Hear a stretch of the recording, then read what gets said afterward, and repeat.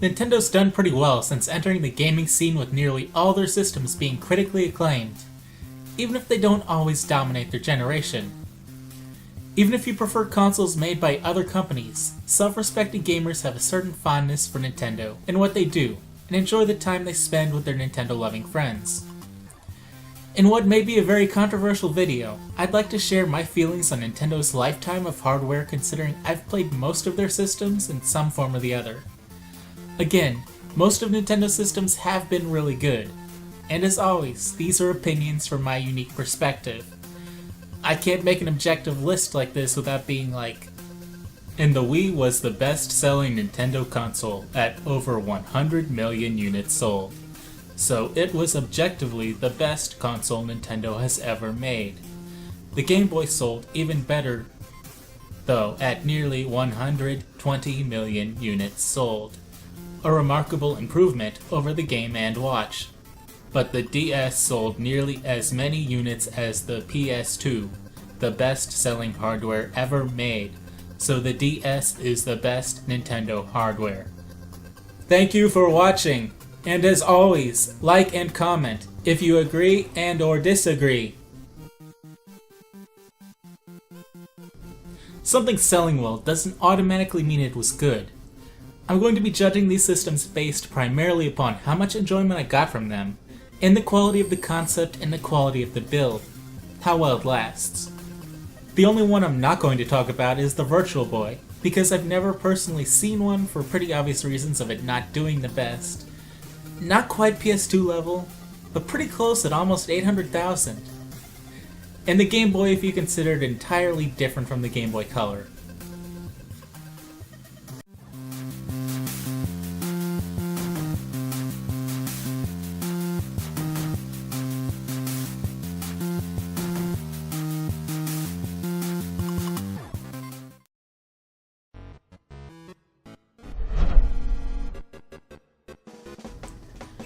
I've never actually played a Game & Watch line game on the original hardware, but I do feel combined with their simplicity and my experience with different forms of emulation, I have a pretty good idea of the Game & Watch line. And it is like I actually played a real one. My feelings are they are basically most cell phone games. Cheap, shallow time wasters before you had a device with an unlimited number of cheap, shallow time wasters. That also allows you to receive nudes from your friends.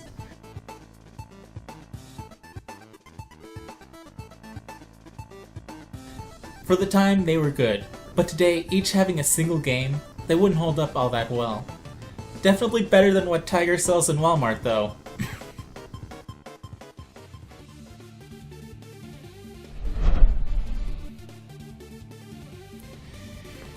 Yeah, I'm not the fondest of the Wii, and the quality I find extremely disappointing.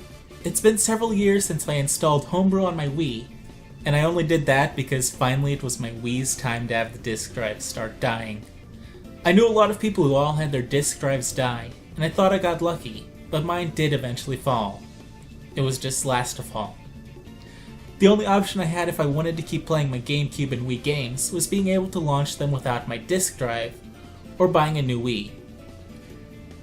Nintendo also made the glaring oversight of making you have to use remotes to navigate the menu. This started as an annoyance, but it didn't take long before it just pissed me off and made me want to play something else. I'm going to play a game that uses something other than the Wii remote, but I have to find a remote and make sure the batteries are half full. I hate how much battery the remotes need. I can take batteries out of all of my remotes that won't power them, and power my Wavebird for hours and hours. I'm forced to use the most annoying controller every time I want to play a game, despite the system supporting GameCube controllers that are always ready to go. Why, Nintendo? Why? The Wii is also the reason I don't think numbers automatically mean the best. The Wii got its numbers by pandering to the casual crowd. Many of them didn't buy many games, some lost interest and sold their consoles. But man, were most of the Wii games geared for casuals. This made the Wii extremely underwhelming for really hardcore gamers. While slightly hardcore gamers would say Mario Galaxy, and New Super Mario Bros. Were released to appeal to us, I have to say no. Not really. They all felt watered down to the really hardcore side. I'm sorry, I've talked to a lot of my hardcore gamer friends about the fall of Mario and how to fix the IP. Mario just doesn't appeal to us anymore. Maybe I should make that a video of its own sometime. Of the Wii library, I can count the games that I felt really appealed to me on one hand. Maybe two on a day when I'm in a really good mood. This is the real reason the Wii U hasn't done so well. Hardcore Nintendo fans who came off the GameCube were disappointed by the Wii, and didn't feel like signing on for more of the Wii. Without the extremely hardcores with a fondness and nostalgia for Nintendo, and the casuals, Nintendo has very little. They need to always remember that from now on. It's fine to try to get more non-gamers to play, but not at the expense of the fans who grew up playing Mega Man or Castlevania on the NES, and fell deeper into gaming. Overall, I'd say the Wii is disappointing, but okay. So I'm not going to tear anything else apart this much.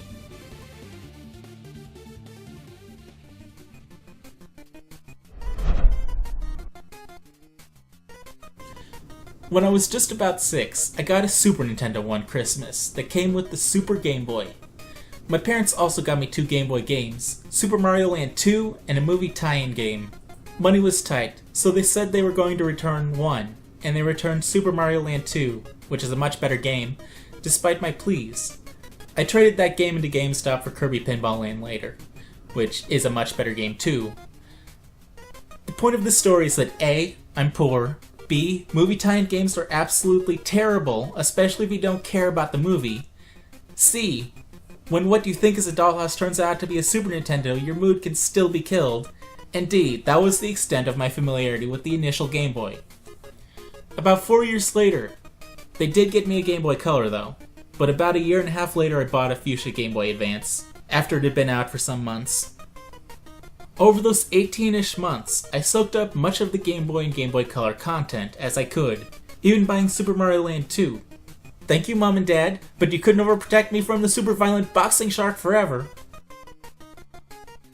It was a lot of fun, but it didn't impact me that much.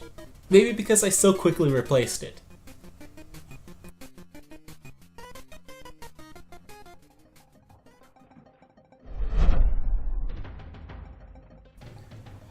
Well, you already know the circumstances of how I got a Super Nintendo, which came with this controller, which everybody says was exclusive to Europe, but it clearly wasn't, so somebody needs to do better fact-checking. I know I played Mario All-Stars first, but I remember playing Donkey Kong Country 2 with my mother. Super Nintendo had really good original games. The remakes, I guess, just weren't as notable, but considering it still works perfectly, it's a really good system.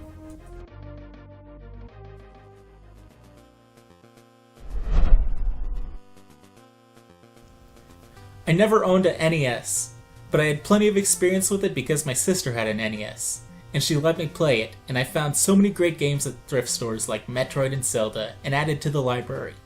Then animals broke into our house when we were away and ate all the cords and fought and bled on it. But I cleaned it and mended the cords, and we gave it to my niece along with most of our games so she could play real games. I didn't let her have Mega Man 6 because they have too much sentimental value and that game can go as high as $200 with the original manual and box. So yeah, she has to mature past the crumbling styrofoam and throwing it in the air to dance as it falls instead of cleaning her room stage. I had a lot of fun with the NES, and it was my first exposure to video games. That story is also a testament to how well designed the NES was, considering all these years later, after going through all of that, it still works pretty well. Or did. I haven't asked if my niece dealt the finishing blow.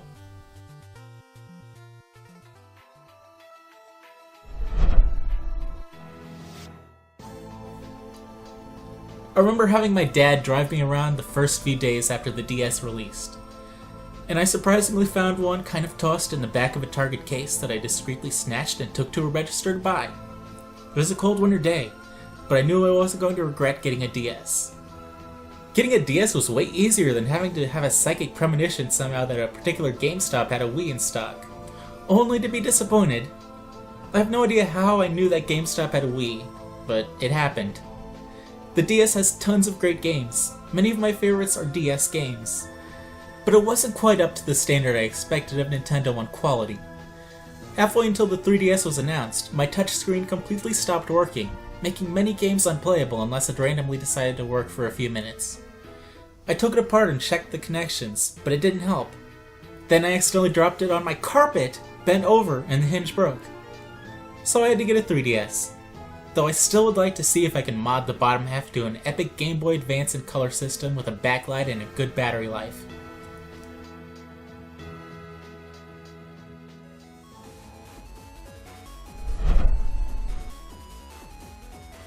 I like the GBA library as much as I like the DS library. So the GBA is really edging out completely because the extent of hardware failures I've had is the battery cover having to be taped on. The GBA had some incredible library diversity just as the DS did. First and third party games are all great too. I was introduced to so many great games that are some of my favorites like Golden Sun, the Battle Networks, and Fire Emblem. The GBA has games every gamer really needs to play.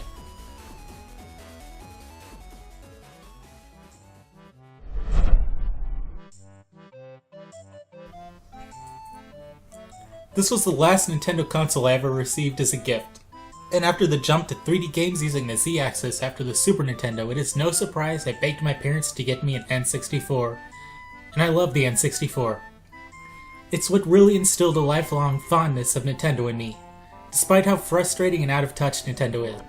I don't know why, but the awkward blockiness of the N64 charms me so much. We get 8-bit indie games and 16-bit indie games, but I would eat up games that had that 64-bit, high-contrast diorama kind of look. There's nothing quite like how an N64 game looks, and boy were there a lot of good games for the N64. If I had to pick one problem with the N64, it would be the first-party uterus-shaped controller. Granted, I didn't have to put up with that because I got this superior controller.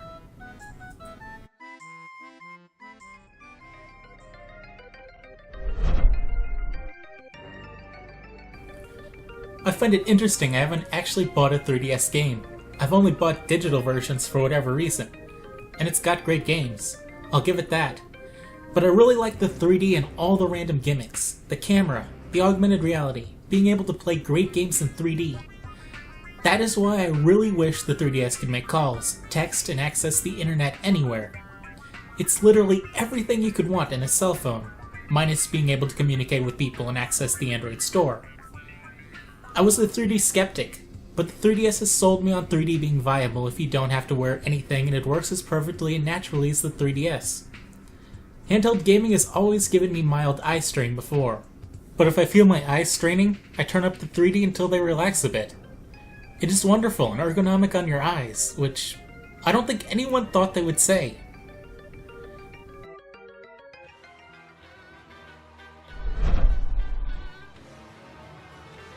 I got a Dreamcast the Christmas the GameCube came out because it had just failed, and my dad had a huge boner for the Dreamcast graphics.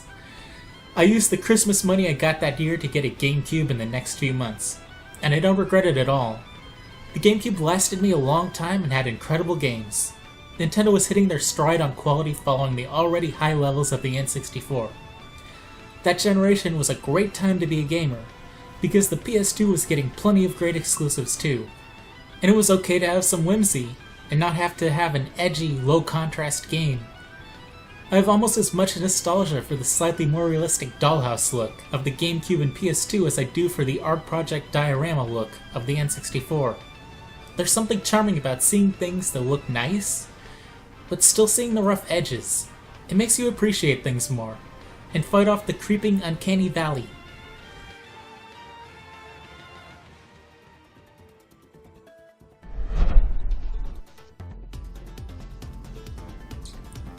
You have no idea how close the Wii U and GameCube are for me. I held off on getting a Wii U as long as I could, and what a mistake that was. Even before Xenoblade X's system-selling reveal, there were phenomenal games being released, including Nintendo finally returning to form, fully, and third-party games also returning to form after the previous generation made everything dull, depressing, and gray. The only technical issues I've had are crashes due to the fact Ubisoft squeezes out garbage on every platform they can. The overall library is as high quality as the GameCube, maybe a little bit more.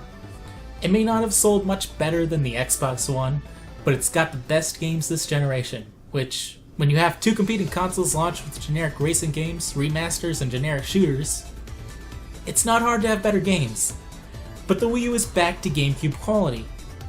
If you weren't super perceptive, the intro footage for my 50 best games videos were honorary mentions, and Pokken was a game released while I was in the middle of that production block that would have been in the top 10 had it released a few weeks earlier.